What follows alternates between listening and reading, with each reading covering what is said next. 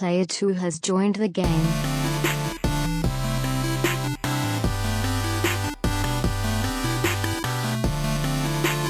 Hey, yo, what's up, everybody? Welcome to episode 313 of the Two Player Co-op Podcast. As always, I'm one of your hosts here, Kevin, along with my brother from my mother, Sean. What up, 313?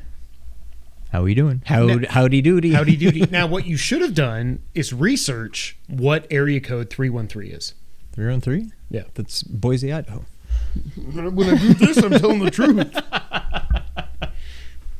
I bet Ludacris could tell us. It depends on if he has any in those area codes.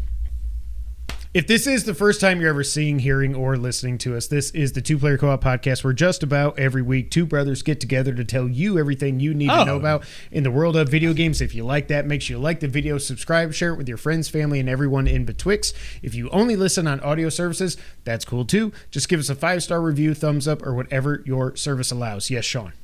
Detroit. Boise, Idaho. Same thing. So he's probably got some... So that's Kevin Nash. That's Diesel. It's Diesel. Is Nash from there too? No, he's actually from there, yeah. Oh, he is? Yeah. Oh, I don't know that. So is Eminem. All comes back around. If it was 323, 3 plus 2 plus 3 is 8, 8 Mile, Eminem. But it's not. But it will be in 10 weeks. This is true. If you really like us, you can go to patreon.com/2playercoop, where you can become a patron. I'm not going to go through all the stuff anymore, but the most popular tier is the $5 producer tier, which gives you you can watch the episode live one day early. You get a bonus episode every month, and you can watch us record the podcast live on YouTube, as we are doing right now. Yes? Since nobody has ever joined as a $20 thing, I can't imagine why. We should rename it, that tier, to be the patron saint of Patreon. Yeah. Well, yeah. Okay, but then I got to start. I thought that was I thought that was a lot better than you made it sound. Well, but then it came out of your mouth, and it was just like you turned into Teflon. But no, see, I remember Teflon, but that wasn't until like 6. Double entendres was season. It was like 2. Yeah. Some of our patrons deserve a shout out, just like our affiliates. James Solar, make sure you check out James Games and more on YouTube. I know he posted an update today where he's talking about a new schedule, but go and make sure you check out James on YouTube, as well as Sarah Solar, John Tingley, Derek Bamford, and Mom. As well as our producers, Steve Appleton, Aunt Sue, Dustin Downs, and Chris Peralta. Make sure you check out PS Rewind on YouTube as well. If you like cool t-shirts and the like, you can go to teespring.com/stores/2playercoop. I know it's a Zelda shirt, but I think because of the color and the hat and the fact that they're color coordinated, you're giving me like John Cena vibes. Oh my God. I do look like a Fruity Pebble. I don't know if you were going for it. I was going for it for the color coordination, but I wasn't trying to be Cena. John Tingley had 0 interest in the Super Bowl, but he was happy with the outcome. Super Bowl 57 in the books. We are recording this Monday night. The Chiefs came back and beat the Eagles. I was very happy. So I went over to Sean's house for the first half. I missed Pregnant Rihanna because I don't care about Rihanna. The only song I care about is whatever that song is that sounds like Streets of Rage. Do, do, do, do, do, do, do. And I don't think she said that one, sang that one. Look, she didn't say you just it. Need the jorts. Now I've got my Halloween costume. Zelda, loyalty, respect. I have a deep hate for Eagles fans too, because Philadelphia, they suck. They're the worst. They cheered when they thought that Michael Irvin broke his neck back in '99. Sean for a lot of the week was like, I don't know, I don't like either team. I don't know who I'm gonna vote for or who I'm gonna cheer for. And no. I was, but you were not like you said. You're like, I don't really care. Like you weren't like, let's go. But then the game started. And I knew I was all in on Kansas City. I just don't like them. So I'm like, well, I'm 100% rooting for them in this game. Okay. I still don't like them. But, yeah, I got what I wanted. And now I can go back to, I wouldn't say hating, but disliking Kansas City. So what I wonder, because I even went through a phase where I started rooting against MJ. I never liked MJ when he played. Really? Mm-hmm. I mean, he killed my Knicks and everything, but like... I mean, that's why. Knicks and Magic every year. He's just... We beat him the one year, and then we got Nick Anderson. swept. Yeah. It was the first time he played the Jazz. For some reason, I was like, I'm sick of this guy. He thinks he's all smug and self-assured. But then the next final, when they played the Jazz again, I was all in for MJ. And then he hit that shot, and I was like, oh my God, are you kidding me? But I have not gotten to that point. Off. No, he did. Yes. Okay. I do that. I have not gotten to that point with Mahomes. And what I wonder if I'm going to get there, because I don't hate him nearly. I don't hate him at all. Brady? I don't hate the Chiefs. Yeah. Anywhere near my level of hate for the Patriots. And that may have been more due to living in New England and just, I'm just like, I hate you people. But no, I'm nowhere near there with them. If he wins 5-6 rings, okay, maybe. He's the GOAT. But yeah. For me, it was more like, for some reason, even though it's Giants 1, Bills 2 is what I've been for my whole life. For some reason, I really liked Drew Bledsoe. And when he got hit by Mo Lewis and he almost died, and then Brady comes in, I was like, F this guy from the beginning. And then I was so happy when Brady got hurt. Sorry, I'm not a perfect person. I was happy when Brady got hurt in the AFC Championship against the Steelers. Bledsoe came in. He wins the game. I'm like, yes, now I like the Patriots again. Drew's going to start the Super Bowl. This is going to be awesome. Nope, it's Brady. I'm like, okay, let's go Rams. I was rooting for the Patriots in that game. I was not. And then... because of Bledsoe. Never again, at least not in the Super Bowl. But, yeah. So where would you rank it? I think this is at least... I'm not going to say it's the best. Now, I do think they made the right call at the end. Bradbury, former Giant, admitted that he held him. Yeah. But I also think he's just trying to say the right thing, and props to him for that. But I've never seen anybody actually say that, though. Right. So I'll give him props for saying it. It was a pretty ticky-tack hold.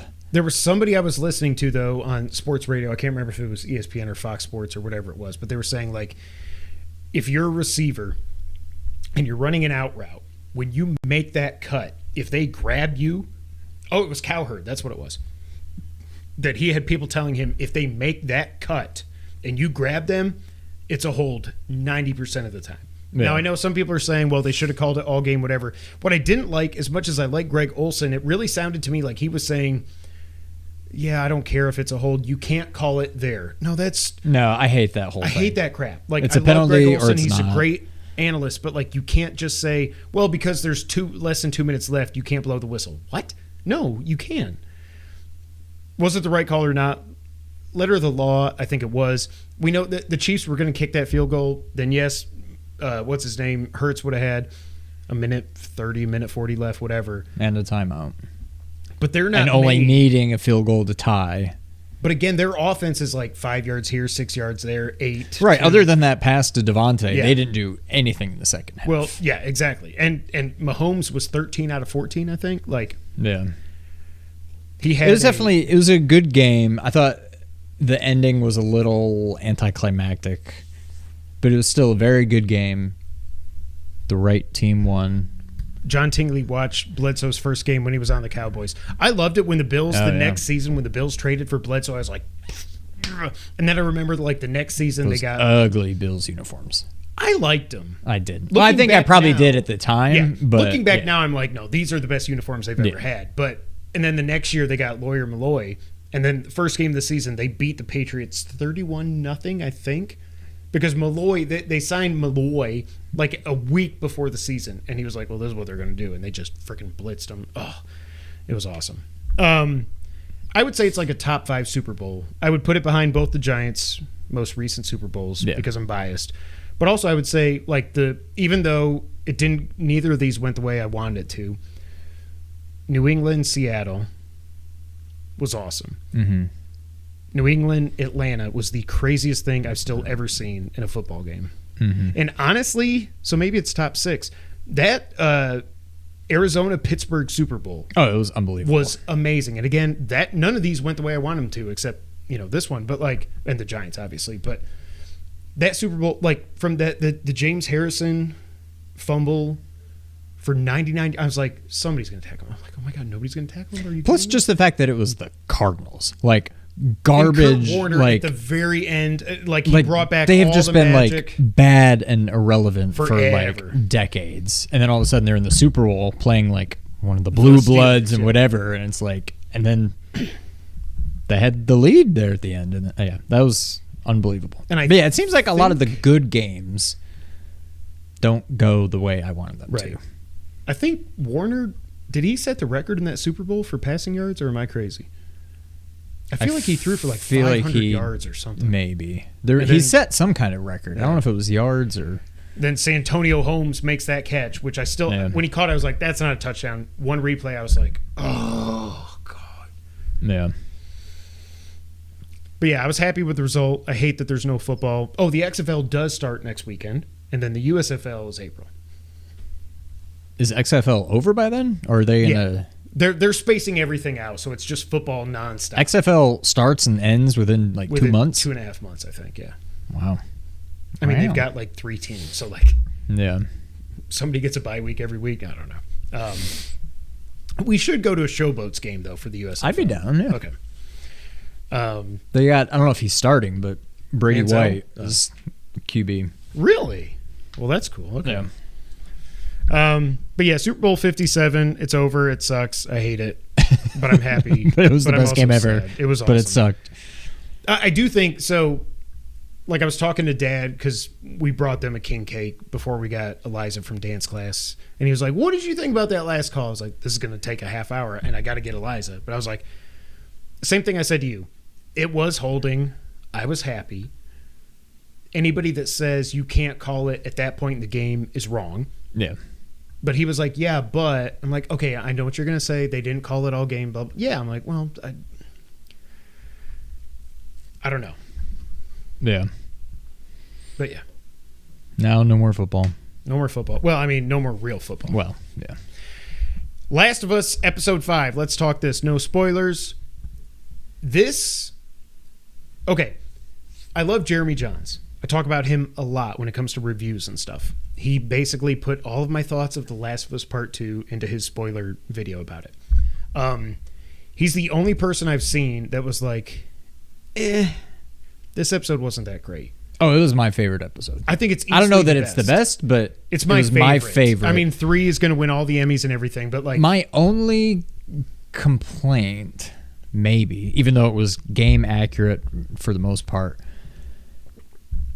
I thought it was a little over the top and borderline cheesy when the van falls into the hole. I mean, it was cool seeing, well, sorry, no spoilers, but it was cool seeing what happened. Well, but that's been shown in every trailer and everything. No, I know, but it's almost and I know everything's already been shot and whatever, but it's it almost sounds like it's just, I'm not saying it was, but it almost seemed like it was just to appease the people being like, oh, this show sucks. It's like a zombie show, but there's no zombies. And you're but that's not what it's supposed to be. I don't know. I thought that was maybe a little, not over the top. It was cool. Maybe a little. Because of the quantity. It just seems so out of place for the rest of the show, I guess. But that being said, my favorite episode was awesome. Well, but that's been everywhere. I'm going to say it. I don't even care. We finally see a bloater. 2 episodes after it should have been, but that is a 6'6" dude. That's a real Did you see that? Dude wearing an 80 pound. 80 pounds, yes. 80-pound suit of prosthetics going. Calliope. I liked how, and you should listen to that podcast. I know I text you a lot of stuff they say on there, but the official podcast, when they were talking about, they changed the sniper setup from the game. Yep. But they're in the game you're going through and there's these guys you got to duck and kill and everything. The sniper's really good. And they're like, how can we just make this? Because you can't just have shootouts like you do in the game. It's just boring to watch. Right, yeah. So that's why they made the changes they did. That's all I'll say.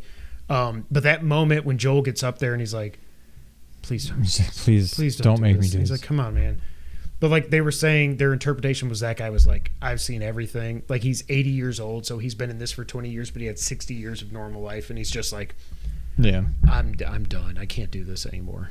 Yeah. So of course it's suicide like that. I like the change they did with Sam. I thought that was like it was perfect. Henry and Sam both were like awesome. I'm not ready to say this is the best show ever, but I think if it's not, when all is said and done, regardless of what you think about part 2, if this is not the best show ever, it's probably just because it's too short. Well, no, I was just going to say because it's too short. Yeah. And I don't think the pacing's off. Like, they probably could have made it longer, but like, you've got the source material, you've got what you've got, and that's what you're making into a show, so you're kind of handcuffed. But I'm like, I want like 7 or 8 seasons of this, and if you just spread it out that far, it wouldn't be as good. I get it, but it's unbelievable. But you could do something with this if you wanted to go outside the games, where I think we've talked about this a million times, and lots of people have, that like there's other stuff going on in the world. Like we've seen that with Jakarta and everything, but there's other stuff going on that you could tell. There's so many stories you could tell in this world that are outside of Joel and Ellie. And I think you could do that really. Craig Mazin and Neil Druckmann, I trust them, well, maybe not Neil because of part 2, but, oh God, this episode was perfect. Like you said, the changes with Sam, at first I was like, but then it almost made. So Henry is Sam's brother, but he almost looks at him as a kid. Like the father, yeah. Obviously, Joel has had his issues in the past. Now he's got Ellie, who he looks at as a kid. But then you've almost got, the way they did this, Ellie almost looks at, because of, they also made him younger in this, and because of the disability that he has, it's almost like Ellie kind of looks at him as her kid, is what I thought. And I was like, it's almost like you've got this relationship. I think it's more, I mean, I get what you're saying, but to me it's just like little sibling. That's my little brother, and yeah.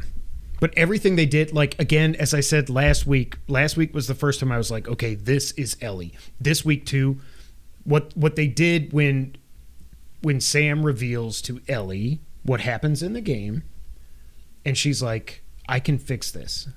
I did not see that coming, and I was like, oh my God, this is even more heartbreaking. If I go back through my text messages to you, like, that was like, the last half hour was like, oh my God, oh my God, oh my God.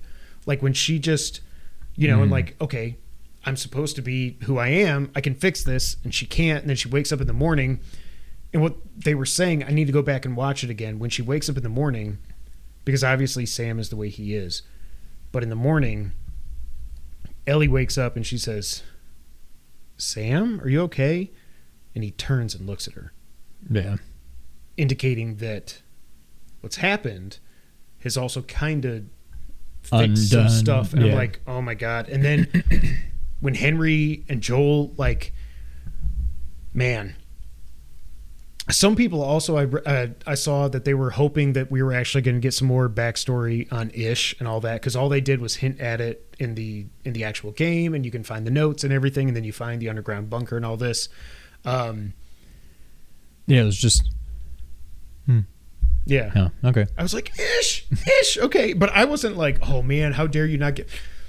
Right. Again, they could have made this 25, 30 episodes, but then. I don't know. I thought it was easily my favorite episode so far. Yeah. And we've got a big jump coming in the next one, I think. Because we're running out of... I feel like we're saying this every week. We're running out of time. 4 episodes left. Yeah. And we know, apparently, what episode 7 is. Yeah. Which I don't know how they're going to do that for a whole episode, but... I don't know. I still continue to be... I do think at the end of this, I'm probably going to say this is better, and I'm saying this in complete, like, without sarcasm or anything. I think this is better than Castlevania. Yeah. And what I mean by that is the best video game adaptation ever. Because Castlevania. Well, this Netflix, game was just meant like. Yes. This should have been. I mean, they're killing it, but it also just kind of seems like, how could you not? Like, here you go, silver platter. Just make this, and they took that and made some changes, and I think. I don't think there's been a single change they've made where I'm like, why'd they do? Like, no, they've nailed some of the changes. Maybe didn't need to happen, but they were still great. Some people didn't like Kathleen even being a thing. I was like, I think it was really cool. Everything with the build up in the 4th episode. Yeah, you can't just have no name, just bad guys. Just this episode is just a bunch of people going trying to kill it. Like, you got to give them a story. You've got to exactly. So, like the whole point, like Neil keeps saying, is like in the game, obviously we're just focused on Joel and Ellie because you control Joel and Ellie. There's nothing outside of that because it's their point of view the whole time. Whereas in this, it's like I didn't have a problem with Kathleen. I liked her. It's like so weird because it's like she's a kindergarten teacher, but then also she's ruthless. Mm-hmm. You know, and man.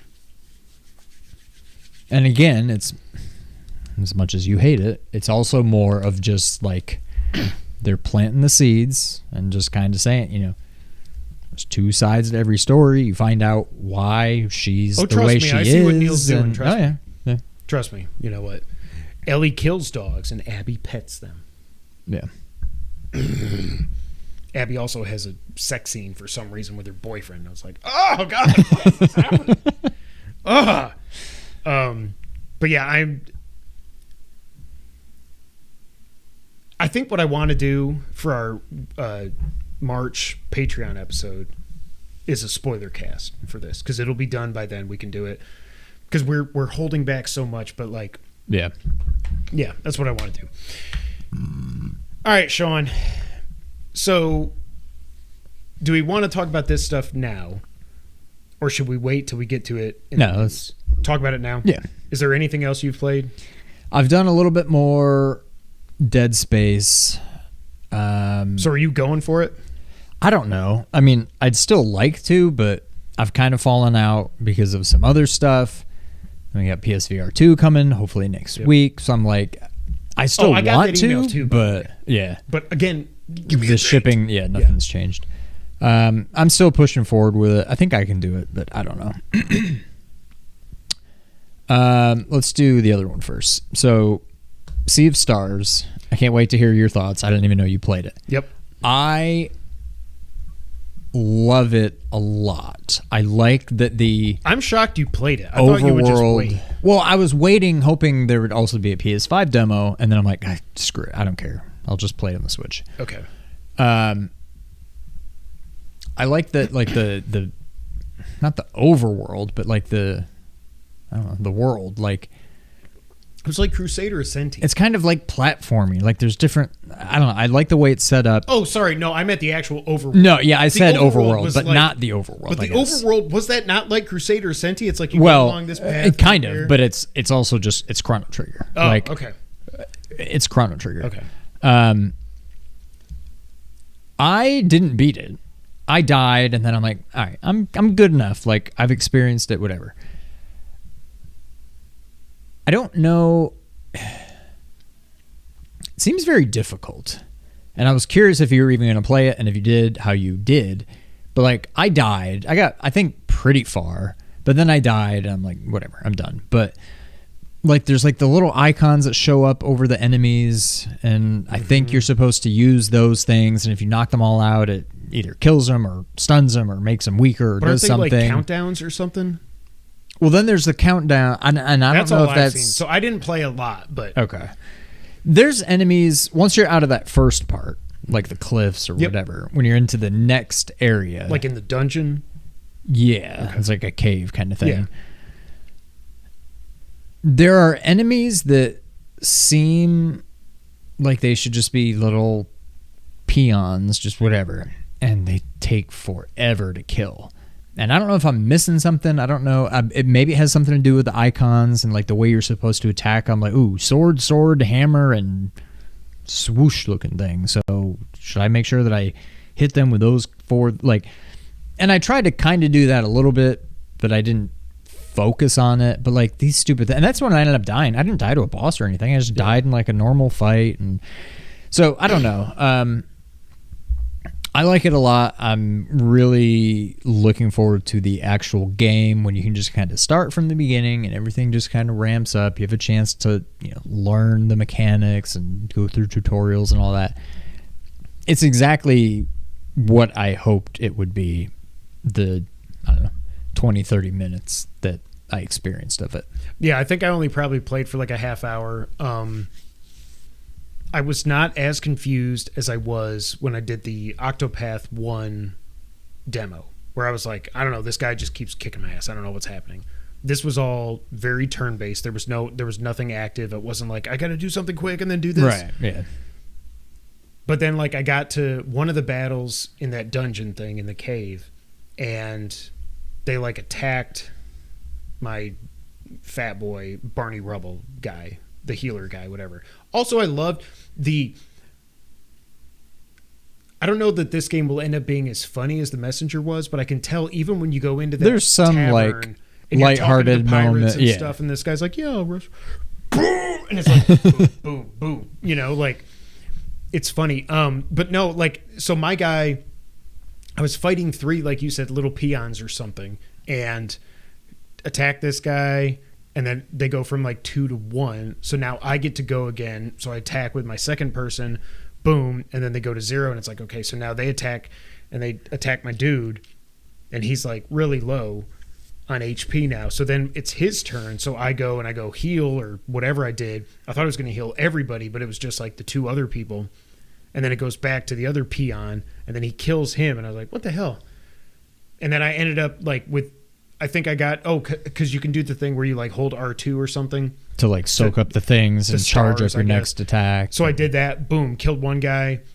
And then I got to go again with my second person. There was other stars or whatever that I grabbed from the sea, and I went, boom, killed him. And then he comes back to life with like 10 HP or something. I don't know. That's the other thing I don't know, and it didn't seem like they explained it, but like usually if somebody dies, they're either dead until you win the battle, and then the next battle they come back to life but only 1 health, or they're dead forever until you use Phoenix down or whatever. And in this, it's like, oh, they're dead. 1 turn goes by, I'm back. And I'm like, why are you back? Like, I'm glad you're back, but did I do that? Like, is that just... So there's just a lot of things I don't really understand about it that... I know there's like, if you pause it, you can go to like how to play. There's like some kind of tips and stuff you can go through, which admittedly I didn't do. So maybe that's all explained there. But so there's like, one, I didn't read it. There was a lot, but I got to a thing that said like, if you attack, it was something like so you have to push the button to attack, but then it made it seem like if you actually push the button again, right when they go boom, you'll do more damage. But I was like, okay, my guy's going to attack, and then I hit the button. I'm like, but I don't know if I did it right. I don't know what the damage would have been if I didn't do this. And I'm like, well, now I feel like I should just skip turns to go back and just do it normal and see if I get more damage. You know what I mean? Like, yeah. But the game is just beautiful. Some of the music. So whenever you attack, I think whenever you attack with like a normal attack, you get MP back every time. And I'm not sure that if you time it right, I can't remember if it does more damage or if you just get more MP. I don't really know. I think they did explain that. Or maybe they didn't. Maybe they just said, hey, you can do it. These timed attacks. But I don't know if they ever said what the benefit was. But I don't know. I mean, I've seen enough of it to know that I'm 100% in when this game comes out. I want to be in. I did also download the demo for Octopath 2. But I was like, I'm not going to do this. I want to play the other game a little bit more. And I have not. It's just been, I've been so busy. My wife was out of town this weekend, and I did not get to play as much as I would have liked to, but it is what it is. But this game, like, it's like the pixel art is amazing. The writing is great. I don't know what the story is, but I want to just go talk. I like when I'm walking through the village, I'm just like, click, click, click. Yeah. I want to talk to everybody. Like, it seems so cool, and I like how it's kind of like, it's not that it's at oh god, what's it called? If it's at an angle, isometric. Yeah, it looks isometric, but it's not. I mean, you can go up and like, it just looks so good, and I just don't know how to play turn-based games. I just don't like. Yeah. I feel like maybe if I get this, and like you said, if I start from the beginning and I'm like, okay, I'm going to fight these little Goombas, whatever, and I can just slash them once. Okay, I get some XP, boom, whatever. I can talk to people. I can buy stuff. I can do whatever.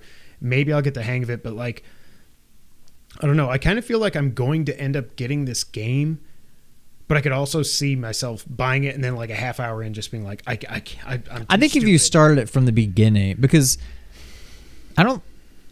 Oh no, I also did the Octopath demo, the first one. Okay. And I feel like I kind of struggled with it, but I immediately knew what your problem was. Yeah. But when I actually played the game, I didn't really. I'm not saying I never died. I probably did. But like, it just seems. I feel like these types of games, especially, you need to play from the beginning to just really, especially you that does not really play turn-based game. Like, I think you should give it a try. I'm guessing it's $30, $40 game. I think it'll be worth it. I mean, it's definitely worth it for me. Right. I think you would like it. Yeah. But, yeah. John put 5 hours into Octopath 2, so I assume you mean the demo. Wow. Again, I did download it. I kind of just want to play it, just look at it, because I it's still beautiful. like the HD 2D stuff, or 2D HD, whatever they're calling it. It's just, God, it's beautiful. I don't know. Like I've purchased Final Fantasy VI on my Vita. I borked the save after like 20 minutes. I was like, well, that's too far. I'm done. I'm never going to play it again. I got Final Fantasy VII. Maybe I'll do a Let's Play series. And then this. I think this would be the third turn-based RPG ever that I've purchased, if I get it. Yeah. So I think you're much more likely to get into a game like that than, say, as much as I loved it, Dragon Quest XI.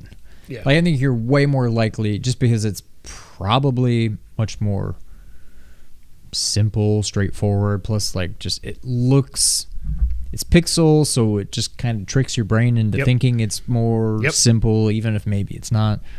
I think you should get it, but we'll see. And again, we're going to spoil some of the news here, but we have to talk about what we have both played. And it's something that I feel like we have both been predicting probably since we first did predictions on this podcast, that it would happen. Sounds about right. At least since 2017. Maybe not 2016, because the NX was still just the NX. But Metroid Prime Remastered is actually here, and it's actually a thing. And again, I have not played it as much as I would have liked to. I probably played it for an hour, I think. Oh, okay. So you're not very far. So I'll give my thoughts first, because I definitely want to hear what you have to say. First of all, I don't remember much about the first one, but I feel like they nailed it with just updating it to feel like, I mean, it's beautiful. I'm not even talking about that, but just like playing like a current game. Like, I'm trying to think of back then. Obviously, you couldn't just like free aim. I think you had to like stop. You had to stop and hold the button. I was DMing, to like. James was DMing me because I was like, "Wait, they didn't have twin stick controls." Like, right. It was very. I mean, at the time, it was fine. I mean, I loved it. Yeah, we were stupid. We didn't know any better. Yeah. So I think they nailed that. I don't know if, and I feel like I complain about this all the time. I don't know if it's my TV. I don't know if it's HDR. There are parts of this game that are so dark. When you're going through the little hallways and stuff. Yeah, like I feel like I should just be able to shoot my gun. Samus's gun. Pew, pew, pew. With her 6 and it should like light up. It doesn't do that. I mean, it shows it, but it doesn't light up your surroundings. Yeah. I don't have a flashlight, and I'm just like, I don't know where to go. And I'm like, I don't know, let me turn it into a ball. Oh, well, once you're in a ball, you can kind of see things a little better. And look at that. There's a hole for me to roll into. Okay, well, that makes perfect sense. I don't know why things are so dark in some of the areas, but it is what it is. And then in the most Nintendo move ever. Oh, no. The map. Okay. I think 3D maps are hard to do. Jedi Fallen Order. I mean, it's just, if you don't have a 3D map where you have like discrete levels where you can just do 2D maps, 3D maps are kind of hard to do. All things considered, I think Metroid Prime does maps very well. Okay, that's what I was going to say. So I don't know where you're going now. But oh no, why? Unless this is something you can change in the options. For the love of God, why does this move? Oh yeah, and this I cannot aims. Move the map, and then you go to the map, and now this rotates and this pans. Like just flip. Why does it have to be the complete opposite of how you control the normal game? And then you go to the map. Well, now this one's going to rotate and this one's going to move around. It drives me nuts, and it makes it so hard just to like. I'm so glad. Drives me nuts. But as far as just the visualizing of it and stuff, I think it's a pretty solid map. It's way better. Why aren't the two sticks reversed? It's the stupidest thing, and it's so Nintendo, and I hate it. The first time I went into the map, I was like, okay, move around. What is happening? I need to like stop and pause and be like, okay, I want to do it. Okay, so it's going to be backward. Okay, so I want to do. There we go. Okay, now but then I'm I pushed oriented. a button, and it looked like it was like a Metroid map from Super Metroid. And I was like, I don't know how this happened. This is weird. Exit. Just go. Okay. Oh, you zoomed out to like the world, so you see like the different areas. But then I did that again, and it was not just the rectangle map. It looked like it was Fall Guys. It was like the level where you're like. Oh, that's what I was talking about. No, this was like a side by. This was like a 2D. You must have just rotated it so that perfectly that when I hit the button, it was just like maybe. Metroid. Yeah. I don't know, but unfortunately, and I'm further than you. Oh no, I'm probably 2.5 hours in. I don't know. I did. I think we literally just talked about this last week or maybe 2 weeks ago. I did what I do, and I only played today for like maybe an hour, 45 minutes, an hour, but I felt like I did a lot, and then I died. And I hadn't saved, and now I'm just like, I'm done. I mean, I'm sure I'll go back, but I'm just so annoyed.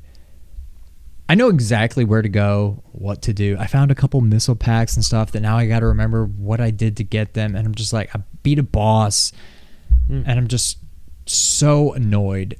Even though I only played for like 45 minutes, maybe an hour, I could probably redo everything I did in about a half hour now because I know exactly where to go. Still, you got to do it again. But I got to do it again, and I don't want to. I will, but I'm just so, and it's my fault. But I had like 40 or 50 health, and then I got hit by something, and I was dead. I'm like, well, that was pretty strong. So, I don't know.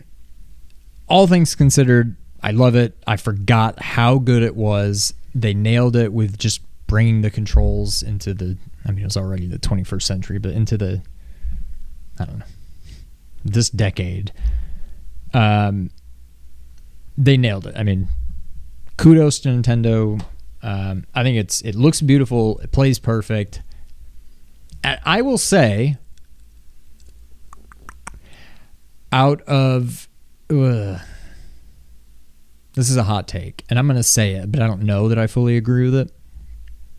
Out of all the games that have gone from 2D to 3D, it works better in Metroid than any of the other ones. Mario, yes. Castlevania, yes. Zelda, I'm just a little jaded because I've fallen off of Breath of the Wild so much, and then Skyward Sword, like, whatever. Obviously, Ocarina is one of my favorite, if not my favorite games of all time. Zelda works, in theory, totally fine in 3D. But like Metroid, I feel like it doesn't, it still feels like Metroid, which I guess is, I mean, and Zelda does too. Mario doesn't. I guess that's what I'm getting at. Mario doesn't feel like Mario when it's 3D. I agree, yeah. Something like Castlevania doesn't feel like Castlevania when it's in 3D. There's a lot of games that it just doesn't really work. Metroid, it works, and it works better than I remembered. I absolutely love it. So I've never played Prime before. I've never even touched it.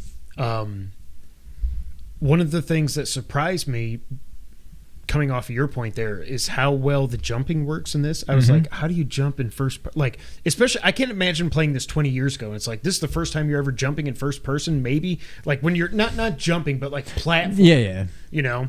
And it works well. I did turn off, so I went in the settings. I was like, what can you do? You know how you've got all the HUD on the screen, but then I just turned it off. I turned off the helmet. I made everything like transparent. I just left like the HUD on. And I like it a lot better. But yeah. But like when I got out of the intro area and I get to Talon 4 and I'm walking around, I was like, man, I feel like this is like Halo. And I mean Halo back in the day, which is a good thing. Mm-hmm. Like, this just looks so cool. And then like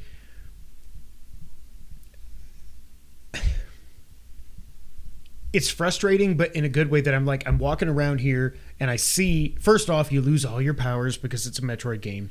But then like I see over here, I'm like, oh, there's a missile pack up there and there's this tunnel thing that I need to go through. I'm like, okay, push Y. Oh crap, I don't have the morph ball. Okay, yeah. So I find the morph ball. I finally get, and I was like, okay, let me shoot a rocket at this guy. Nope, no rockets. Okay, whatever. I got to go kill these wasp things that are like flying around. I'm like, I don't know if I'm doing this right, but I'm like spinning around like, whoa, brr, brr, stop spinning. Finally killed it. Did you know the thing in the mouth? What? No, apparently not. If you do L2, you like lock on. Okay. Yeah, but they're going when they're flying around. Well, whenever. Oh, okay. Yeah, I guess when they're. But yeah, if there's a bunch of things, I'm just like stop, L2, R2, L2. Okay, I'm just making sure you knew you could lock on. Yeah. But then I get that, and it is so weird. So I've done the opposite of you. I've gone back to that, like, I think I've only seen 2 save stations, and as I'm starting to explore and everything, I've gone back to the second save station like 3 or 4 times because I'm scared to death. It doesn't seem like there's going to be a lot of save stations. I don't know. There aren't as many. It's not like I kept passing saves and like, nah. Okay. Like, well, then that terrifies me. I feel like there was one that I saw that I'm like, whatever, I'm fine. And they came back to bite me. But yeah, it's not like I was passing them all the time and I was like, nah. But so yes. Save often. I would say save at the very least, save anytime you go buy one. Yeah. And maybe go out of your way to find them beyond that. Yeah. The controls work well. I had to turn down the sensitivity on the right stick because I was like trying to, when you've got the little things that are going through like the hallway and they're like, yeah. I was like, so I had to turn that down. I haven't got to a boss yet. It was just the thing in the intro. Yeah. When I landed on Talon 4, again, I had the whole thing like, this feels like Halo in a good way. But then I'm walking around as Samus and I'm just like, whatever, okay, whatever. And then all of a sudden I look up and the rain is like going, and it's going down the visor and I'm like, whoa, did it do that 20 years ago? Because I don't know if it did. That I don't remember. But it probably didn't look as good. But there's something about this that I'm like, I kind of get it now. Like I can get how Metroid works in first person. Yeah. Which I've always been like, I want to play this game because I've never played it, but I don't know how it works. And even the hour or so that I've played so far, I'm like, this definitely works. My goal is to, now James was telling me it's only like a 10-hour game and you could probably 100% it in like 12 hours or something like that, I think. So I should be able to get this done. I'm not going back to Dead Space now. I love that game, but I'm like, I'm putting all my time into this now until I get the PSVR 2. I want to play through this game all the way. I'm not going to try to 100% it. James, thank you for your Let's Plays. I only have so much time and I'm so happy that this game finally exists. Mm-hmm. I tell you one thing it's done, like, I really want Metroid Prime 4, and I have for a while. Now I really, really, really want it. Like, I wanted it just because I'm like, I always want more Metroid, but now that I remember how good Prime is, Metroid Prime 4 is maybe, assuming it's still happening, which I think it is. Yeah. It's maybe my most anticipated, not yet revealed game. Yeah. John says in the chat, yes, there was rain and bug guts on the visor in the original release. Okay. Well, that's crazy. This game is just so cool. Again, like I'm almost like I texted Sean, I was like, should I just go back and start this again on casual because I'm not good at video games? And you're like, it's not that hard, whatever. And I have not died yet, but I haven't really done anything except those stupid wasps that were flying around my head so I could get the morph ball. I just love this game.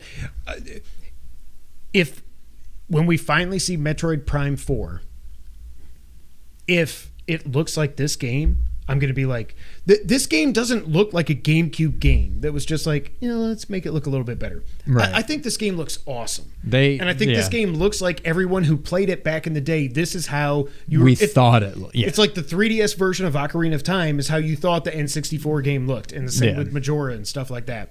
Mario 64, oh wait, no, it's still just stupid arms. I was running around everywhere this weekend. My wife was out of town, so I did not get to play this game as much as I wanted to. But now that she's back and the Super Bowl's done, like I want to go so hardcore on this game over the next week until PSVR 2 comes out. And I'm just so happy it's finally. I'm also happy it's only $40. Thank you, Nintendo, for not charging $60 for this, because that's what I assumed they would have done. John, I know John said he was disappointed that it was only the first game. We didn't get 2 and 3. But I think the first game is the best, right? I think of it that way. Okay. I don't know if that's the popular opinion. It very well may be, but I think it's the best. Yeah. It feels the most like Metroid. Like 2 and 3, like Ocarina is Zelda. Yeah. I feel like this is Ocarina, and 2 and 3 are like Majora and Majora 2. Like there's something about just like this just feels like Metroid. And I don't remember much about the other ones, but they do the whole thing. I almost want to say they both have like a dark Samus. Yeah. I know the third one does. Yeah. I want to say the second one maybe did too, but like it just feels, I feel like 2 and 3 both feel like those like kind of weird Zelda games where it's not Hyrule, there's no Ganon, it's that kind of. Yeah.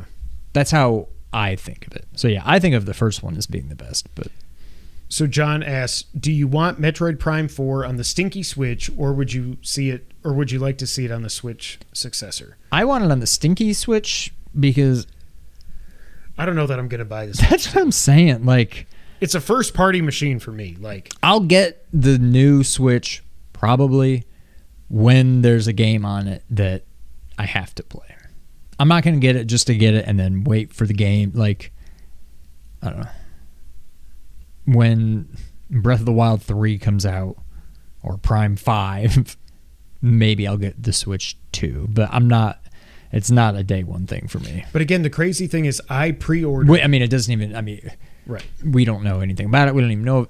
Something is coming. Will it be a Switch 2? Will it be something totally different? I don't know. But unless it blows my mind, I don't see the next Nintendo console being a day one purchase for me. Yeah.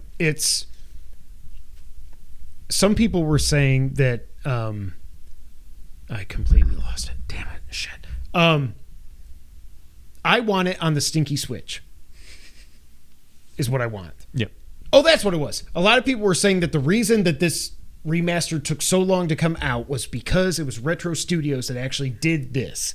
Retro, of course, did Prime in the past and everything. They're the ones, when it got rebooted, they're working on Prime 4. A lot of people are saying that obviously 20 years ago, a lot of the people there were not there when Prime 1 came out. So now they had them do this remaster so they can get everything together and how Metroid works and everything, so they can get ready to really ramp up on Prime 4. What that means is it's probably not coming out for another 3 years or something. But that's what some people were saying, so I'm glad I freaking remembered what the hell I was saying. But I do want it on the stinky Switch because, again, if Metroid Prime 4 just looked like if Metroid Prime Remastered didn't come out and they did a trailer for 4 and it looked just like this, I'd be like, oh, hell yeah, this looks awesome. Mm-hmm. Let's go. It's a Switch. I know it can only do what it can do. So, yes, I'm fine with it on the stinky Switch. I want Prime 4, and I have no idea what the hell happens in 2 and 3. Corruption and Echoes, or Echoes I don't remember and either. Corruption? Do you know? Echoes was 2. Okay, so Corruption was 3. Yeah. Right. Yeah. I love it. I'm going to beat it this week. I'm so happy it's finally here. But yeah. Yep. Anything else? I think that's it. Sean, you want to get news of the week? Let's do it. All right, Sean. Here we go. Nintendo Direct. Because Nintendo likes their fans and Sony does not. When are we ever going to get a state of play? Maybe we'll talk about it in the wrap-up. We shall see. The Nintendo Direct announced the day before it happened. It happened last Wednesday. And when this kicked off, I don't know why I said it like that. Woof. When it kicked off and I saw this spaceship thing, for a second I was like, holy shit, it's Odyssey 2, is what I thought. Yeah. What did you think? Do you know Pikmin? I don't know anything about Pikmin. Okay. I played one of them. It's not for me. I can't remember. I don't think I thought Odyssey. But when they showed it, there's something that I was like, huh. And I was like, oh, never mind.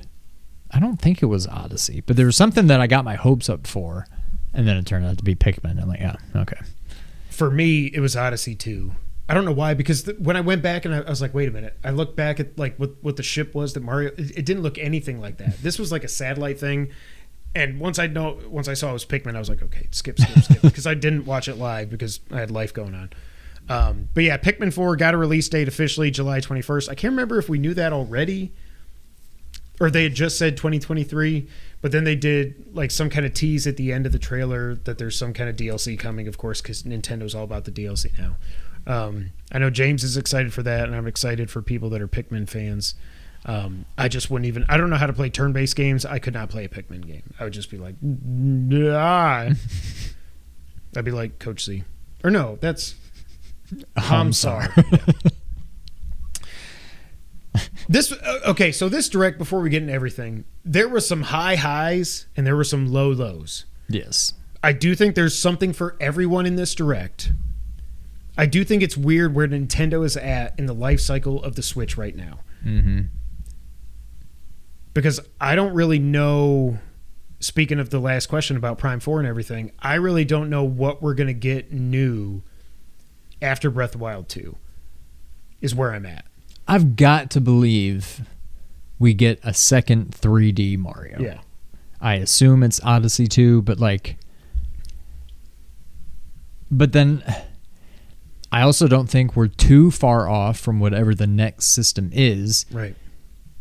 Well, I mean, the Switch didn't have a Mario title at launch. It just came out that year. It would be weird to have a Mario kind of swan song for the Switch. Well, we know we're not going to get another Zelda. Right. For like 4 or 5 years. But it'll be weird to then... It'll be weird to have another one come out not long after that as more or less a launch title for the new thing, but it would also be weird to not have another Mario game for 3 or 4 years into the new system. So, I don't know. That's the thing. Like, Mario Odyssey came out in 2017, the same year the Breath of the Wild came out. We're now 6 years. We've got Breath of the Wild 2. We got Tears of the Kingdom coming out. We have not seen one whiff. There's a Mario movie coming out, and we have not seen one single frame of a new Mario game. That's true. All right, so with all that being said, let's run through this. Xenoblade Chronicles 3 is getting an expansion pass. It's out February 15th. Okay. People were excited for this game, and I was like, I don't know what's happening, but Samba de Amigo Party Central is coming out in the summer. It's some kind of rhythm game. Yeah. Again. Then it picked up a little bit with Dead Cells Return to Castlevania coming out March 6th. So from what I've heard about this is like you don't have to... Whatever they're doing with this DLC, and again, Dead Cells has gotten a lot of DLCs in the past, to get to this content, it's not like you got to beat Dead Cells or you got to play it for 5... Whatever. Like, right. They're going to make it easy to get to this, but like... I don't know what that means, but I know just watching this, I was like, oh my God. And like the remix music and everything, I'm like... The music's perfect. Konami's not dead. Konami just... They can't be the dev and the publisher anymore. They've got some of the best IP in the world. They clearly know how to partner with the right people now, I think, to get everything out of that IP that they can. And I am so excited for this. March 6th. It's 2.5 weeks before, RE4 comes out. But how excited are you? You've never played Dead Cells. Yes, I have. I played on Game Pass. Really? Yeah. I got it on PS4. So you're going to play this when it comes out? Depending on how much it costs, yeah. It's not free. I don't know how much it is. I know it's up for pre-order now. I assume it's $20 or something. I assume it was free. Well, because Dead Cells you can get with all the other stuff. I think you just kind of get lucky on one of your runs and you find like the shovel weapon, so you can do Shovel Knight, or you'll find the nail from Hollow Knight, and so I assume you'll get the whip. You just find the whip, killer, and then now you're kind of in Castlevania mode, whatever. But those are all, I assume, free, because it seems like there's been so many of them, unless they released a bunch of them as a package, like, hey, here's some paid DLC where you get Hollow Knight and Shovel Knight and Blasphemous, I think, was one of them, and this and that. Like, I just assumed, because I never played Dead Cells before, like a couple months ago, but I just assumed these were like little mini, hey, here's some Hollow Knight content, here's some Shovel Knight content, here's Blast. So I assume this is just another like, hey, now we're adding some Castlevania stuff. But $10. I mean, that's not bad. That's not bad. That tells me it's probably a more sizable. Yeah. It's not just you can get the whip and you might run into Dracula. Like, it seems like it's almost its own game inside a game. It's not just something that changes the gameplay in a run of Dead Cells. Right. But again, I kind of want to wait till it's out and see people review it and Let's Plays and stuff. But what I've seen from the trailers, it looks awesome. Yeah. Next up, Fashion Dreamer is coming out in 2023. I cannot wait for this. This is what I'm like, what the hell? This is the kind of stuff, like, there's a lot. I'll do it later, but there's something about Nintendo games where I'm not saying all these games look alike, but they all basically seem like they're the same game. Even if they have nothing in common, I put Samba de Amigo in the same category as Fashion Dreamer. And what else is Harmony, The Fall of Reverie. Yes, that and Katamari Reroll. That was all the these just thing. Weird games. I just lumped them all together, even though they have nothing to do with one another. Yeah. In my mind, they're all the same, and I'm like, I could not care less. And that's also, I'm 90% of what Nintendo does now, it seems like. Well, next up is Ghost Trick Phantom Detective coming out summer, also to PlayStation, Xbox, and Steam. People were happy about this. I think it was an existing IP. I don't really know, but that's coming out. Tron Identity is coming out in April. Deca Police from Level 5 was announced to be coming out this year, and people were happy. Level 5 is a good developer. I think Deca might have been a thing before Deca Police, but I don't really know. Splatoon 3. Why is this game a thing? Like, why is Overwatch 2 a thing? I don't know, but the expansion pass got a trailer. It's coming out in spring, and they showed like a Inkopolis, whatever. They like dark, story-based, weird part of the DLC as well. This was the first game that is not one of the big hitters that I was excited for. And I've never seen this before. I don't know if it's been announced and I missed it, but Disney Illusion Island is coming out July 28th. This looks freaking cool. This is like, obviously, based on the name, it's like Castle of Illusion. Right. But it's 4-player. You can play 4-player co-op. It seems like you have to work together to get over certain obstacles. It's also an action platformer and everything. It's kind of a different... It's not kind of. It's a different art style when it comes to Disney and Mickey games and stuff. You know what I mean? Yeah. What did you think of this? I mean... At this point, it was probably... the third best game. At this point, it's probably the coolest thing. Oh, well, at this point, yeah. Yeah. I mean, Dead Cells looks cool, but I'm like, I'm not going to play it. But this at least looks interesting. And obviously, Castle of Illusion, we go way back with. It was the first Genesis game we ever played. Babysitter. Yeah, Nicole. I was going to say Mandy, but you're right. It was Nicole. I don't know. Looks cool. It looks really cool. I don't know if that's coming out. I assume that's going to come out on PlayStation, Xbox as well, but I don't have that here. Fire Emblem Engage Expansion Pass Wave 2 is out right now. Harmony, The Fall of Reverie is coming out in June. It looks like it was like a visual novel, whatever, graphic novel. Visual, what the hell is it called? Danganronpa. What are those things called? I have no idea. I know what you're talking about, but I don't know. Playable graphic visual novels. I don't know what the hell there's a thing that I can't think of, and that's the thing.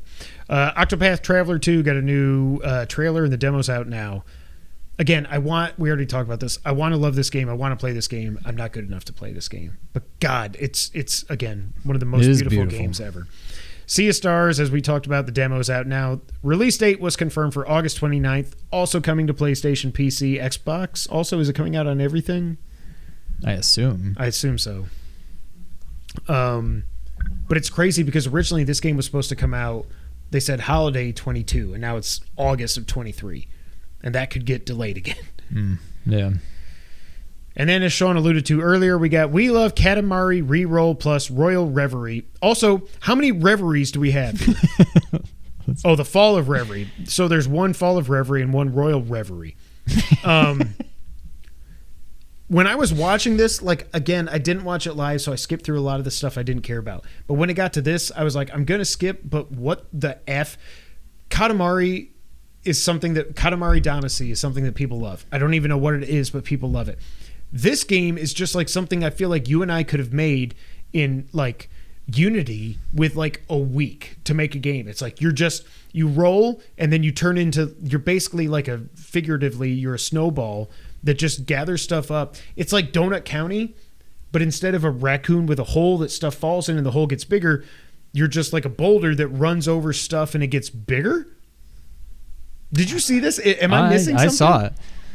Now, I don't know if this is my mind playing tricks on me, but when I saw it, I kind of thought that is what Katamari has always been. I have no idea. It might be, or I thought it was an has RPG. Just tricked me into being like, oh, it's another one of these, but I could not care less.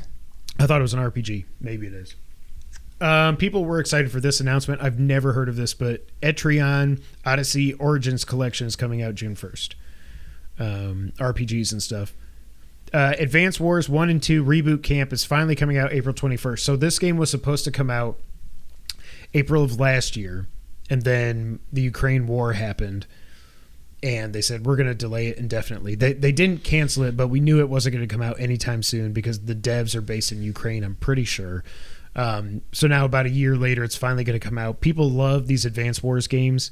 From what I know, I think they're tactics kind of RPG-ish games. Obviously, it's not for me, but I'm happy this game's finally coming out because people are really happy or really excited for this game. Then we got a trailer for Kirby's Return to Dreamland Deluxe Magalore Epilogue.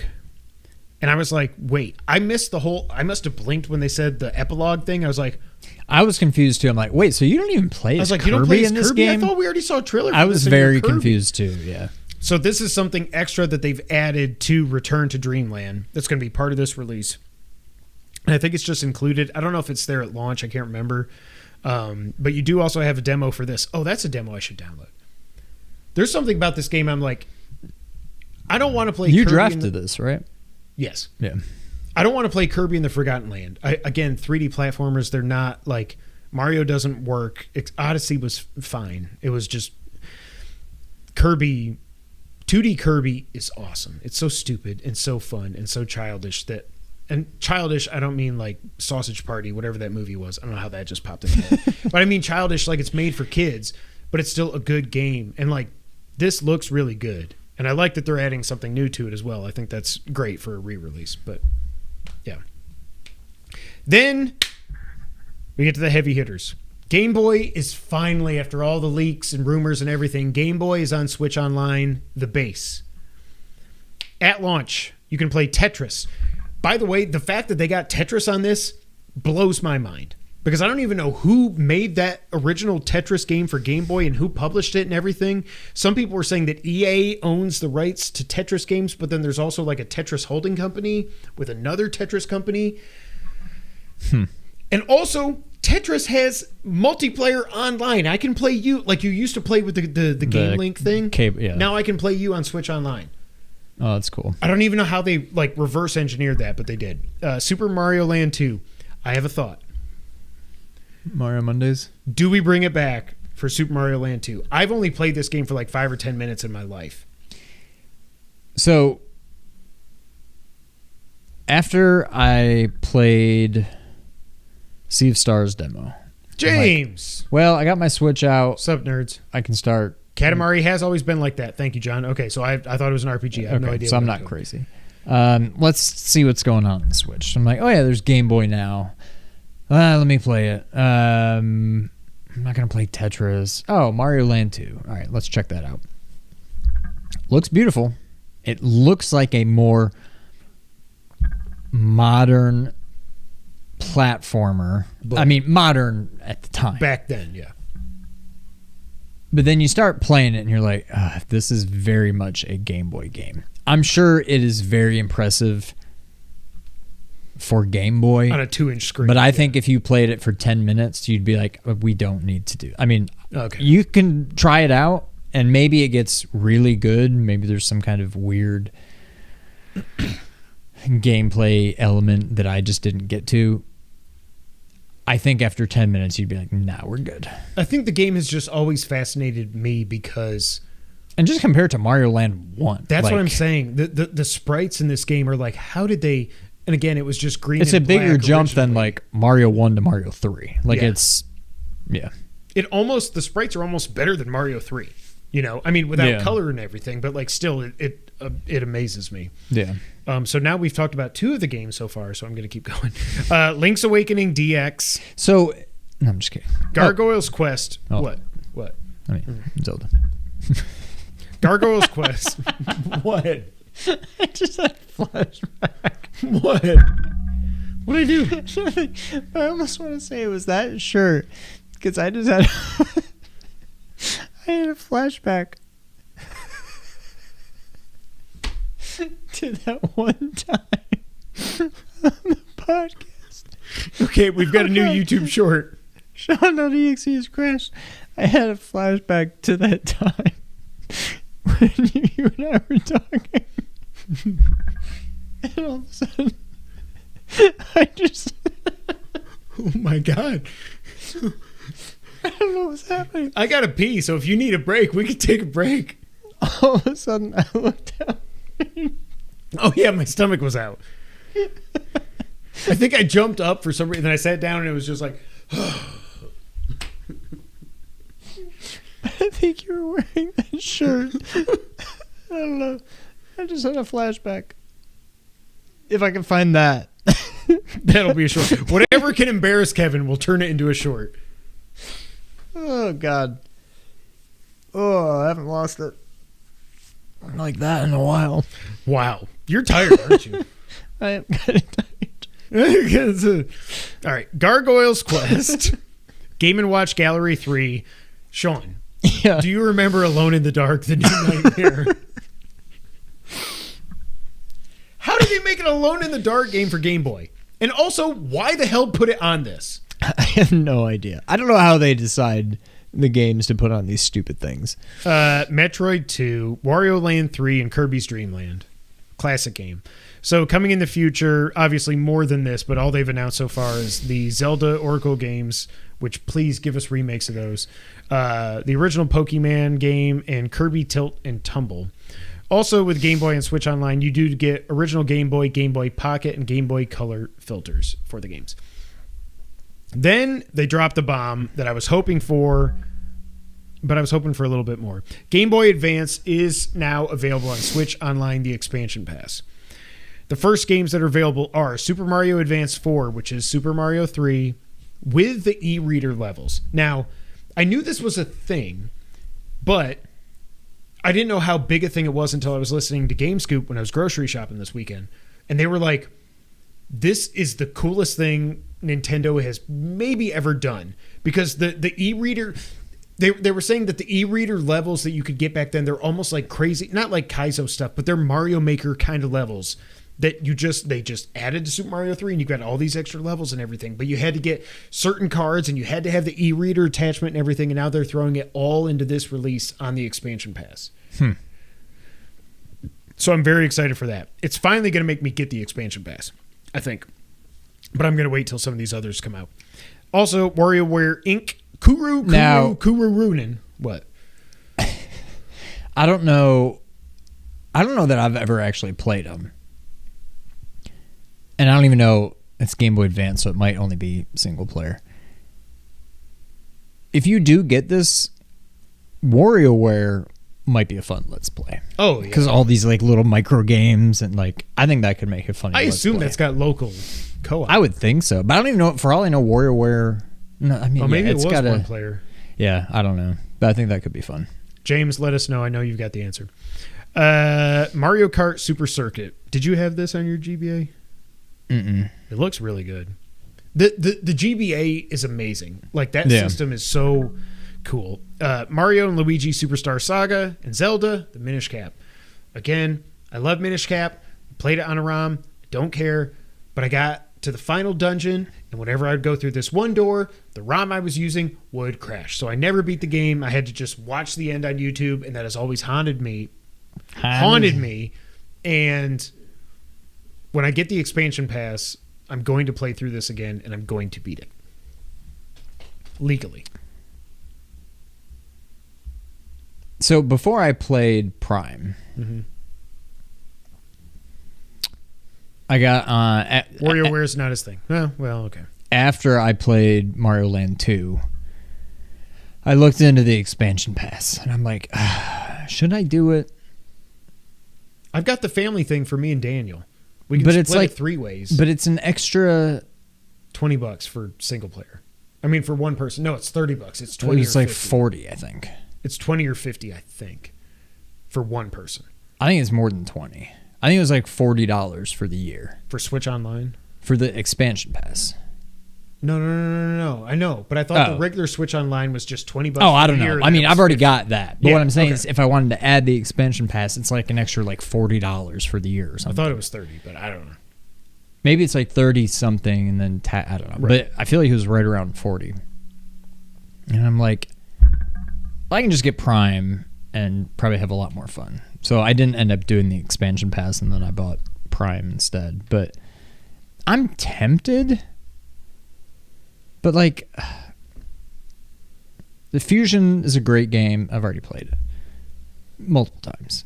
Minish Cap, great game. I think I've only actually played through it once. Wow. But like, I would do it more for Game Boy Advance. Like, I don't care about Genesis. I don't care about N64. At least with the games they have available for it. So Game Boy Advance is the first one that kind of almost got me to do it, but I'm still like, ugh. Almost just out of principle, I'm like, I can't do it. I cannot believe they're charging that much just to play these games. Genesis game. I mean, I know it's more than Genesis games, but Genesis games that came out like 30 years ago. Oh, $40 a year if you want to play those. Like, give me a break. $40 extra on top of what you're already paying for Switch Online. Well, but like, you could also say friggin' PlayStation is like, give us $120 a year and you can play 2 PS1 games, and the PS3 games, you have to stream them. You can't download them. I guess, yeah. So, yeah, coming in the future, Metroid Fusion. My thing is, how do you not, and this leads into the next announcement, which we've already talked about, how is Fusion and Zero Mission not there? Yeah, those things should both always... They should been there from the get-go. I was going to say jump, and then I was like thinking get-go, and I stopped. They should have been there from the get-go. So Metroid Fusion's coming in the future. Mention of Zero Mission. Right. Like, Kirby and the Amazing Mirror, Fire Emblem, the original, F-Zero Maximum Velocity, and some other games. I don't know how you don't have one of those 2 games there at the jump. But the fact that you don't even mention Zero Mission, like, yeah, why? Clear. I mean, it has to be coming. But like, why not? I don't know. That's unless weird. They're remaking that. I don't know. And then the next announcement was another Megaton dropped, which is Metroid Prime Remastered, as we've already talked about. It's out now. Dual stick controls. There's a physical edition coming out February 22nd. We've said all we need to say about that. Night, John. Raincoat. Now we go back to sleep. Raincoat is out June 30th. Baton's Kaitos 1 and 2 HD remaster is coming out this summer. Fantasy Life I, The Girl Who Steals Time, is coming out this year. Professor Layton is getting a new game. It's called what? No, that's 4 games in a row that I put into that category. Right. Raincoat, Baton's Kaitos 1+2, Fantasy Life I, The Girl Who Steals Time, Professor Layton, New World of State. Like what? But Professor Layton is at least something you've heard of. Professor Layton. I've heard of it. I don't know what it is. It's like Ace Attorney and all that. I feel like that's all that comes out on the Switch. Pretty much. And then Mario Kart 8 Wave 4 DLC is coming this spring, and then we end with the Zelda Tears of the Kingdom trailer. Still coming out May 12th, no delay. I will say this. For all the shit that I've talked about Breath of the Wild, every day that goes by, I don't know what's happening. I get more and more excited for this game. I don't know if it's because it seems like it's the first Zelda game that actually has... no, that's wrong, sorry. It looks like it's setting up to be possibly the best story ever told in a Zelda game. You've got dehydrated Ganon, that looks like he's Ganondorf, that looks like he's beef jerky underneath the ground, and you've got all this stuff with the malice and everything. There's new enemies. The one thing, you can make cars now, which somebody was saying, it's like they saw people just making their own vehicles and flying across the map. They're like, why don't we just let them actually make vehicles instead of just magnesicing all this stuff together and then you go flying on a balloon, whatever. The only thing, there's something that's weird about this game, though, still. As much as my hype is going up, there's something about this game that's so weird. Breath of the Wild came out March 3rd, 2017. In June of 2016, Nintendo's whole E3 was Breath of the Wild. And then, like, oh yeah, and we're doing Samus Returns or Return of Samus, whatever the remake was called. I can't remember. But they had, like, hours and hours of Nintendo Treehouse Live coverage to just showing you playing the game. And we are still we are seeing gameplay. I'm not saying we're not seeing gameplay, but what I still can't believe we haven't seen after 6 years of development and this game coming out in 3 months, less than 3 months now, we have not just seen someone playing the game with the hearts and all the HUD and you hit pause and you look at the map. Like, we have not seen any of that. And I don't understand why. It's either because the game is the same as Breath of the Wild, or it's completely different and they don't want to give it away. I don't know. I assume the breakable weapons are back in this. The Master Sword, there's some shots where it's they did the artwork and everything, but every time you see Link with a weapon that's not like the big, he pulls out the thing and he shoots a cannonball, blue cannonball. What I was going to say, I haven't paid that close of attention and I haven't gone back to watch and look at it. I haven't seen like Zeltic's videos or anything, but like, I am 100% expecting breakable weapons to be back. If they're not, I'll be pleasantly surprised, but I just kind of assume they're going to be back. But in none of these trailers do I remember seeing him use like a stick or like... That's what I'm saying, but like you never see like a million different, like he's just got like a sword, maybe a couple different swords, but like everything's a sword at least. It's not like random. And I'm trying to not get my hopes up. Yeah. So I don't know. And I don't know what this Sky World is going to be like. Is it just like if this table is the Breath of the Wild map?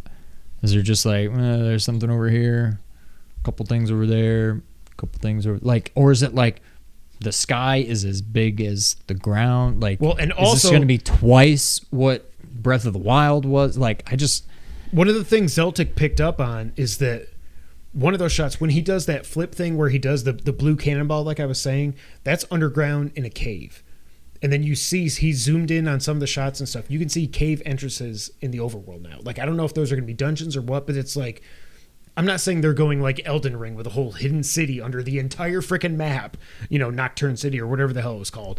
Nocturne, that's what it was, I think. I don't know, who cares? But there's God. Also, he thinks that So if you look at the logo thing behind the Zelda Tears of the Kingdom, it's like a dragon that's eating itself at both ends. And that's something in Japanese mythology and stuff. I can't remember what it is. But that coupled with... There's a point when I watched the trailer, I was just like, oh, that's Zelda, where you see a woman and you don't see her face ever, and she's in white and all this and everything. Zelda is Hylia, the original Hylia, reincarnated over time. He's thinking, and I kind of think it makes sense, that this is almost like the beginning of Zelda and the end of Zelda. They're going to keep making games, but that this is the beginning of the timeline when Hylia became Zelda or whatever in Skyward Sword, and then it's almost like a time loop or something with the dragon's eating itself, and there's these etches in the... Yeah, obviously you can tell I've gone down the rabbit holes with this. But I'm getting really excited for this. And I'm not really excited. I'm looking forward to it. It's... Other than Spirit Tracks and Phantom Hourglass, because I didn't even have a DS. Yeah. This is the least excited that I've been for a new Zelda game maybe ever. Now, that being said, it is still a Zelda game. I'm sure I'm going to enjoy it. I don't hate Breath of the Wild by any means.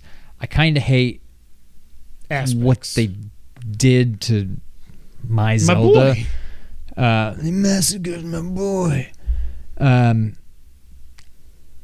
when we did our most I think this was like 7 or 8. For me it was 5, but like if I could redo that now, it probably would have gone up. I don't remember what my other numbers were, but this might have gone up a couple spots for me. In this trailer, I kind of breathed a sigh of relief because the date hasn't changed. I'm like, okay, at least there's that. But like nothing I saw raised my hype level, but nothing I saw took it down. There's nothing I saw that I'm like, oh God, that, there's a lot of stuff that I want to happen in this game that I've just kind of already written off as it's not going to happen. We're not going to just have a few weapons that you just don't need to worry about breaking after you hit something 17 times. We're not going back to regular dungeons. It's still the same map, but with stuff in the sky. Like, I know all this, and I'm just like, I don't really like any of that, but I've kind of accepted it, and I'm trying to just fact, yeah. So yeah, I don't know. I'm looking forward to it, but not nearly as much as I should for a new Zelda game. Yeah. But we'll see. I mean, but it's also maybe I'll be pleasantly surprised. The thing for this is, like, I still wonder, and I think this is going to tell us one way or the other, what does Zelda mean going forward? Like, Breath of the Wild, whether you love it or you hate it, it is not a typical Zelda game.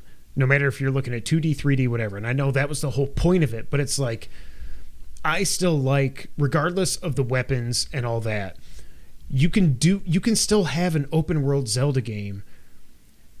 Okay, stupid comparison, but Link Between Worlds did this. Like, it's open world, it's 2D, but it's open world. You can tackle any dungeon you want in any order you want. Just go and rent your items, do whatever. People have their thoughts about renting the items. I didn't have a problem with it, whatever. There's a billion rupees in that game. But, like, I still like to have... You can do, like, a choose-your-own-adventure thing where you don't have to get, the ladder in the 3rd dungeon to get to the 4th dungeon, which gives you a raft so you can get to the 5th dungeon. You know what I mean? Like, you don't have to do that. You can do what Breath of the Wild was doing, but still make it feel like more like quote-unquote typical Zelda, but like maybe typical Zelda is not a thing anymore. Does this make any sense what I'm saying? No, it does. And I think as different as they were, Ocarina, Majora, Twilight, Wind Waker, Skyward, I think that's pretty much all of them.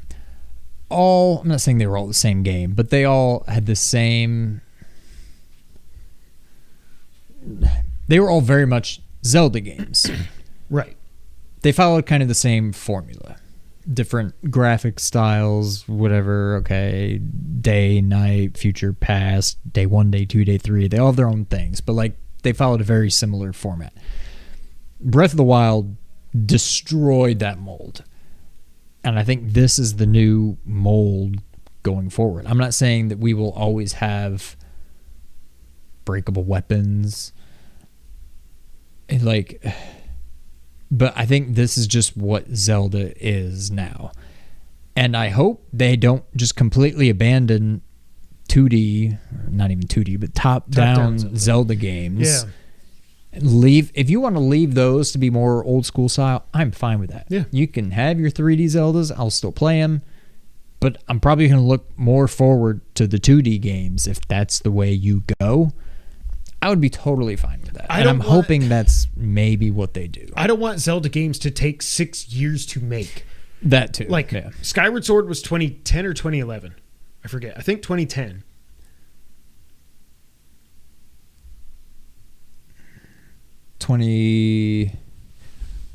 No, it was earlier than that, I thought. I don't think so. Twilight Princess was 05. Skyward was 10. Link Between Worlds was 13. I would have thought Skyward was like 07 or 08 or something. I don't know. James can definitely tell me, I would think. But then Link Between Worlds 2013, Breath of the Wild 2017, and now we're going all the way to 2023. I know we got the Skyward Sword re-release, whatever. But even in those years back then, between Wind Waker and 2011, yeah. Between Wind Waker and whatchamacallit, Twilight, you still had the Four Swords Adventures and those games. You still had games even after wrong. I don't know what I'm wrong about, James. Everything. But even after you even had, after Link Between Worlds, you had the stupid Triforce Heroes thing, which was Link Between Worlds, but multiplayer. You still had stuff, but now it's I don't want Zelda games to come out every 6 years. Especially when you're recycling the majority of the map. Right. As far as we know, from the previous one. That would be like Spider-Man 2 coming out and still being in New York City, but you can also go to Staten Island, and it took 6 years to add. What? Right. I don't know. We'll see. Also, the game's $70, and I'm fine with that. I'm fine with that. Breath of the Wild, people probably should have paid $100 for that game. No matter what you think about it. Yeah. For everything that they put into that on a 4 gig cart, I don't know how. Also, this is the biggest Nintendo game ever made, 18 gigs. That's hilarious. When Call of Duty is 225 gigs. But yeah, $70. You want good games, you want big games, you have to pay for games. $70 is not a big deal. Yeah. If it is a big deal, you should not be. I don't know what that noise was. You should not be playing video games. Yeah, just don't buy it. If it's too much, don't buy it. All right. What would you say overall? Damn it, I'm sorry. Overall on the Direct. Well, and so that's why I told you. I thought it was okay, a 7 out of 10. Zelda, it was cool to see more of the game. It didn't change my mind on anything. I can't imagine it changed anybody. It is what it is. It's just, hey, here's a little bit more of what's coming. Yeah. Okay. Prime was a pleasant surprise. And like you said, high highs and low lows. I mean, Prime was cool. I like that they finally added GBA, but you had to pay extra for it. There's some cool things, but 90% of it, as far as I'm concerned, was just garbage, in my opinion. I'm sure a lot of people like some of that stuff, but I'm I don't care. Nice. I don't care. Right. So it was fine overall. I liked the Disney Illusion, whatever that game was called, the platformer game, Illusion Island, whatever. Still didn't see any Silk Song I thought maybe we would. No Mario Odyssey Odyssey 2, like we said. I thought we'd get Prime 4. Mario Baseball. That's supposedly coming. I'm we'll probably see that here. Nope. So I don't know. But I like the Disney game. I like that Game Boy and GBA are there.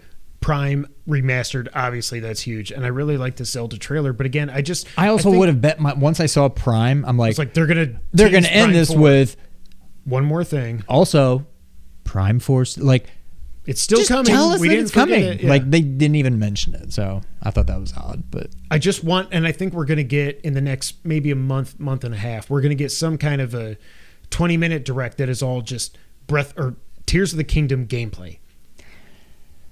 I would think so, but I'm starting to think it's just gonna be James thinks you would like Pikmin.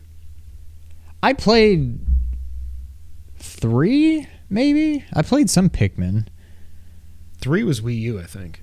Why did I play it? Maybe it was a demo. Was there a demo for 4 like a year or something ago? No, it just got announced not that long ago, I think. What Pikmin? I played some Pikmin at James's behest. That's certainly nothing I paid for. I don't know where or why or how I would have played it, but I played some Pikmin game, and I'm like, you got to find the little things, and you get more of them. Like an RTS kind of. Yeah, once you get so many of them, you can. Hey, now I can knock that tree over or push that boulder out of the way to get through the next thing. I don't know. It seems like it could make a cool like mobile game or something, but like it doesn't seem like a full-on console AAA game. Yeah, to me, but a lot of people love it. Also, speaking of the $70, Nintendo has said that's not like the first party price case by case basis as it should be. A Zelda game should be more because Zelda's awesome. That's it for the Direct. I would give it like a B- to a B.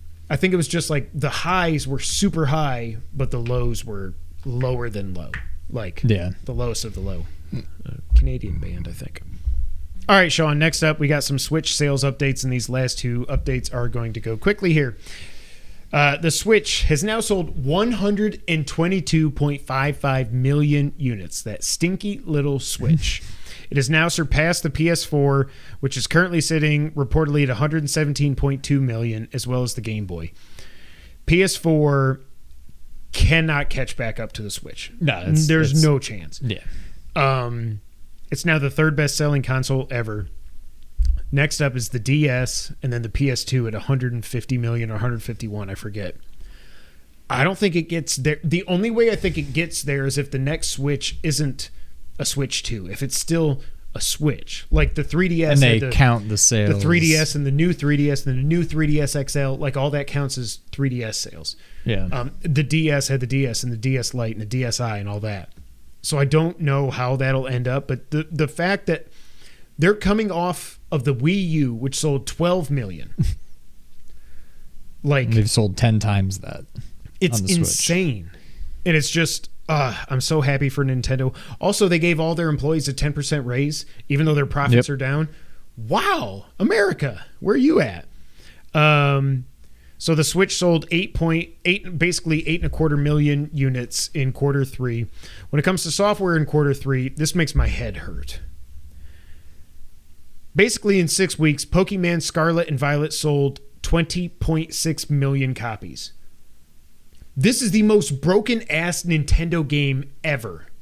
Nobody cares. 20 it's million. Pokemon. They put out a Pokemon game every year. Or 2 Pokemon games every year. Why? They're the same game over and over and over again. I don't get it. This comes from the guy who got it for his kid, for his 8-year-old for Christmas.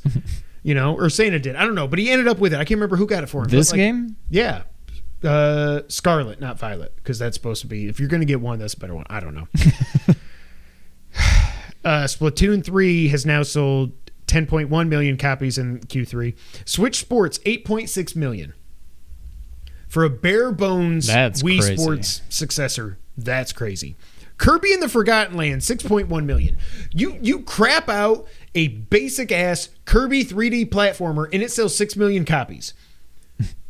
Because it's on the Switch. It's insane. Yeah. Xenoblade 3, 1.8 million. Bayonetta 3, I'm surprised that only sold 1.04 million copies. Yeah. Bayonetta 3, I thought it would be up there with at least what Kirby did. Yeah, I figured 4 or 5 million. Yeah, if not even higher. But anything you want to add on those sales updates for the Switch and the Switch software? I mean, they're impressive. Good for them. I do wonder how crazy Tears of the Kingdom is going to be. Like, obviously, Breath of the Wild is easily the best-selling Zelda game ever. It's not even close. What did that end up at? I don't even know. 50-something million, I think. Good Lord. So I just wonder, I wonder what Tears of the Kingdom is going to do. But also, when it's coming out at what we think is the end of the life cycle for the Switch, as we know it, I don't know. And last but not least, we got NPD results just today for January. PS5 was the best-selling console in the U.S. in both units sold and dollars sold. Congrats. Obviously, they are flooding the market. I don't know what that word was, as they thought they would. The UK sales in January doubled what their sales were in 2022. And also in Japan, the PS5 saw its biggest sales week since the launch week of the PS5. So they're going all out. I wish I knew how many Xboxes were out there, but they don't say because they're losing. Like when it was the 360, they're like, we sold a bajillion. Yeah. Now they're like, no, we don't want to talk about that. When it comes to software in January, Call of Duty Modern Warfare 2 came in at number 1, which made me sad. But number 2 made me happy. Dead Space, only being on sale for 4 days in January, it hit number 2. That's awesome. Number 3, Madden 23. Number 4, FIFA 23. Number 5, Fire Emblem Engage. I like the Dead Space. Well, okay, so Fire Emblem is kind of a niche game. It's the strategy RPG, but because it's a first-party Nintendo thing, I'm like, it's going to sell 10 million copies in a month. Yeah. But the fact that Dead Space beat that, even though it's out on, PC, Xbox, PlayStation, obviously, I still thought that was cool. Elden Ring, number 6. Interesting. Forspoken tricked a lot of people. It came in at number 7. I don't know how. I feel bad. Like, if you like the game, fine, whatever. But, like, anybody that, like, there's a demo out there, and I'm so glad there was, but they made a big mistake. Yeah. I mean, maybe not. It came in at number 7, but that game's not good. God of War Ragnarok at number 8. One Piece Odyssey, the new RPG, comes in at number 9. And 10, Pokemon Scarlet and Violet. One interesting note, because I usually only talk about the top 10 on here. Number 11 was The Last of Us Part 1, which is up from number 36 in December because the show is awesome. Good for them. I wonder when we get Part 2 on PS5. It seems like that'd be pretty easy to do. I feel like if I just play it on my PS5, it'll run. It'll look, yeah. I don't know. Now it's time for the wrap-up. Sean, CMA in the UK has stated that the MS-ABK acquisition would result in less competition, higher prices, fewer choices, and less innovation. They said one of the remedies to get this deal to go through could be if they wanted to sell off Call of Duty or Activision. What are they buying then? What are you talking about? Overwatch. Again, at this point, I'm like, just put it through. I'm so sick of this crap. Yeah. But I feel like I got to talk about it. Also, Bobby Kotick has accused Sony of, quote, trying to sabotage the acquisition. Sabotage. And he said that if the deal does not go through, he will absolutely remain the CEO of Activision. Good luck. GTA 5 has now sold 175 million copies. Red Dead Redemption 2 up to 50 million copies. I'm one of them. I'm sorry, Derek. I don't think I'm ever going to go back to it. 175 million. What is GTA 6 going to do? Like, we got to think it's at least 2 years away, right? It's got to be 25, I would assume. I think it's next year. If not year. 26. Really? No, I think it's next year. I just wonder, and again, it comes down to what they do with GTA Online. Like, if they just move it, or if they launch a new... Oh, God, I can't wait. Apparently, it was confirmed by Activision, speaking of them, on a financial call, that Call of Duty will get a, quote, full premium release for 2023. Now, a lot of the rumors had said that Call of Duty was going to skip this year, and they were going to just update Warzone, do DLC for Modern Warfare 2 and everything. And when I read this, I'm kind of like, if they did a big DLC for Modern Warfare 2, you could almost say that was a full premium release. Or a full premium release could be like Season 4 of Modern Warfare 2, of Warzone 2. Yeah, why not just say a new standalone? Yeah, like, I don't know. I don't put too much into that. Yeah, I feel like Schreier's been all over this from the beginning. I think he was the first one to break the story that they were going to skip this year. So even though he's kind of a D, I trust him when it comes to this kind of stuff. So we will see. Dead Island 2, after 1 billion years, has finally gone gold. And it's also coming out 1 week early on April 21st. Did somebody draft this? I can't remember. Somebody did. Okay. I don't remember who. Judas, which is basically BioShock 4, even though BioShock 4 is also going to be a thing, is going to be released before March 2025. Well, okay. So basically that means it's coming out fiscal year 24, which is March 24 to March 25. Right. So it could be just a year away, but it could also be 2 years away. Hideo Kojima said that Death Stranding 2, or DS2 as it is currently known, quote-unquote working title, would have had to be rewritten from scratch if Elle Fanning did not accept her role that Kojima made for her. This just confirms to me who she is, right? Yeah. It has to be. But also, you're telling me you couldn't get another blonde actor to play that role? It's not like she's Meryl Streep. She's Elle Fanning. Nothing against Elle Fanning, but like, I think you probably could have gotten away with somebody else and not missed a step. What has she done? I don't know. Okay.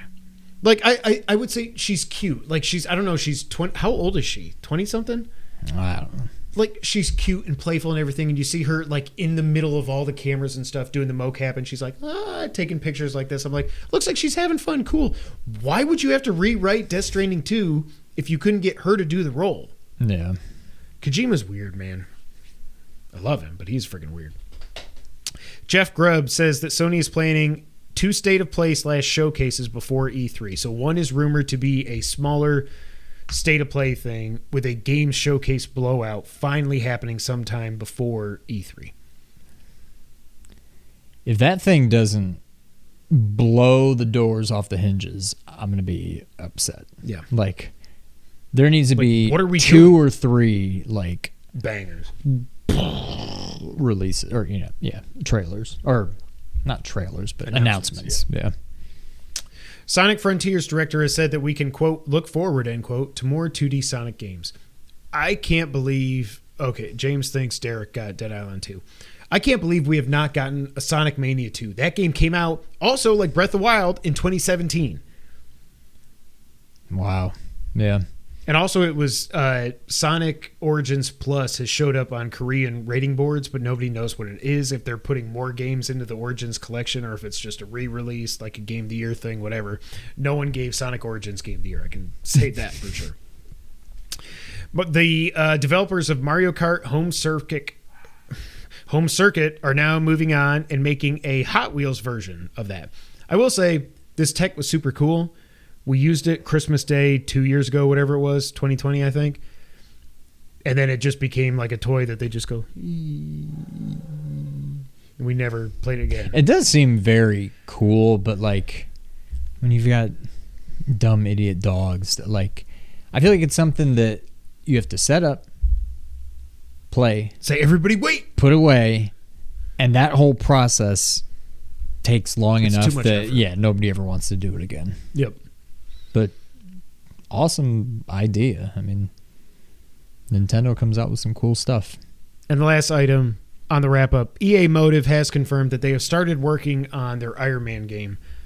Really? Started? Well,